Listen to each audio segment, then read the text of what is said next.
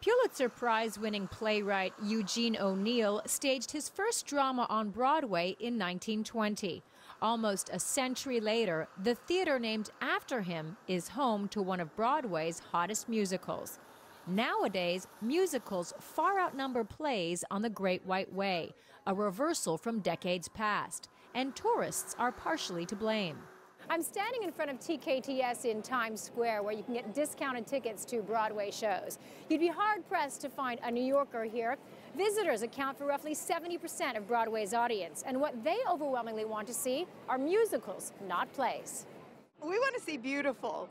Phantom of the Opera, hopefully. We want to see Anastasia because who doesn't want to see a musical about a princess? Broadway historian Ken Bloom says musicals are more accessible to a wider audience. Non-English speakers can follow along, and at close to $200 a ticket, many want a spectacle. They want to see a show that they know. So it's hard to crack the tourist thing with plays, because plays just don't get the hype, they don't get the press, unless there's a big star involved. Another problem is limited space. There are only 41 Broadway houses, several occupied by long-running musicals. This year, Phantom of the Opera celebrates its 30th anniversary on Broadway.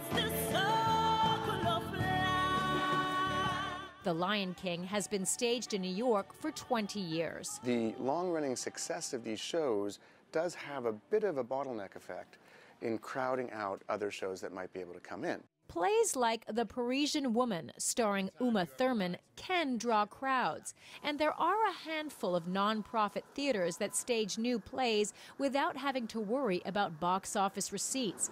But gone are the days when Broadway was a viable place for a new playwright to make a name and a living. You think of people like Aaron Sorkin, who wrote A Few Good Men. It was a big hit on Broadway, and then he went to the movies. And a lot of playwrights have gone to movies and television where the real money is. Theater critic Adam Feldman says it isn't all doom and gloom. There still are a lot of really good plays.